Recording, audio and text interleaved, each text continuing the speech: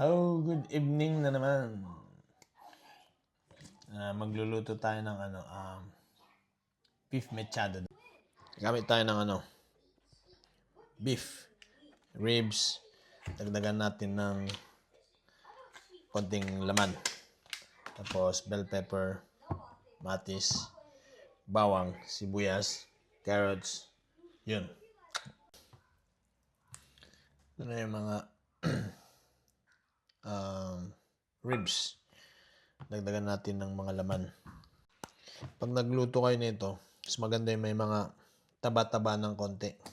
Kasi yun yung nagbibigay ng moist para maging moist yung baka kahit sobrang siya ng luto. Moist pa rin siya. Para natin ng toyo. Yan. Puro mga lalagyan ko ng Worcestershire sauce. Kung wala naman kayo nito, pwede naman yung toyo lang. Yan natin ng lime, lemon, kalamansi. Meron kalamansi. Paminta. Yan natin ng bawang. O, sa loloyin natin siguro mga half an hour. Tapos tsaka natin umpisa. Atin natin ng carrots. Tapos bawang.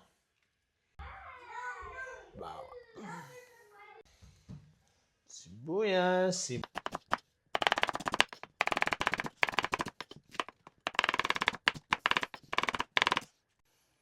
Sa butter ko lulutuin.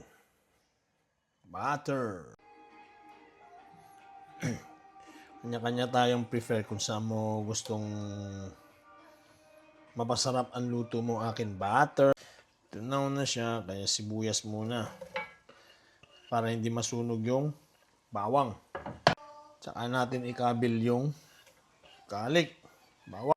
Yung iba kasi, piniprito nila yung ganito, tinatabi nila, sa huli nila nilalagay. Yung akin naman, ilalagay ko na siya para pwede siyang tumulong sa paglapot ng sarsa mamaya. Kanya-kanya tayong style kung paano lutuin yan. After 1 minute, lagay mo yung kamatis. 1 minute yan 1 minute. Tuwin lang natin ng mga 3 minutes. Ayan, pag nadurog-durog na yung mga kamatis, pwede natin ilagay yung ating pinarinade. Yung iba piniprito. Ako ayaw kong prituhin eh. Ito yung gusto ko eh.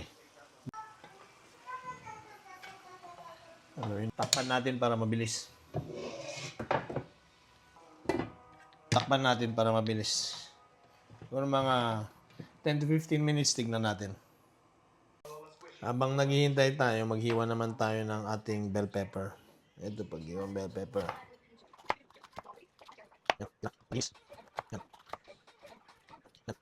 Huwain naman natin ang papa. Yan. Mas madami, mas masarap. 15 minutes, check natin. Ganun din, maluluto din yan. Oh. Iwalay din yung kamatis. Wala eh.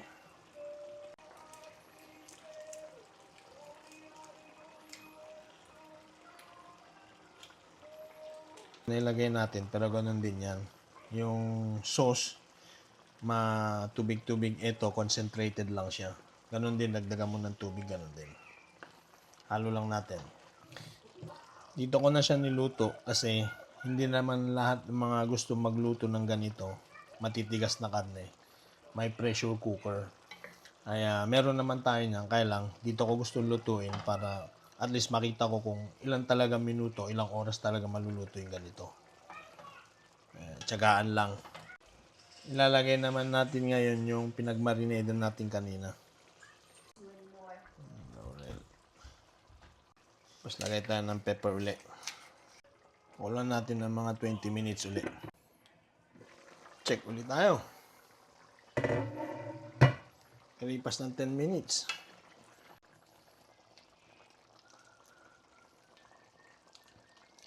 Oh! Ang linamnam. After 20 minutes, lalagay na natin to. Para maluto na rin dyan. Yung flavor niya manuot. Lagyan natin ng patis. Lagyan tayo na isang cubes. Isa pang 20 minutes. Pwede na yan. Yan! Beef mechado daw, sabi ng isang follower natin sa Pangasinan. Oh! Nagimas ko naman. Oh. Beef mechado, ayan na.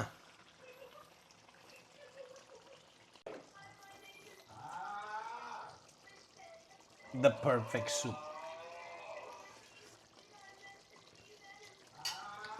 Kalame. Natin yung laman. Malambot.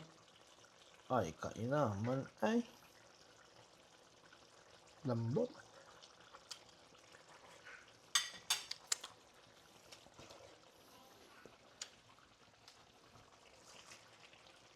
Patay na naman ang kanin nito.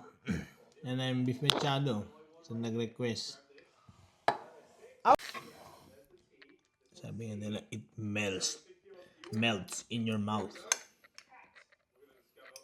Sabaw muna. Perfect bite.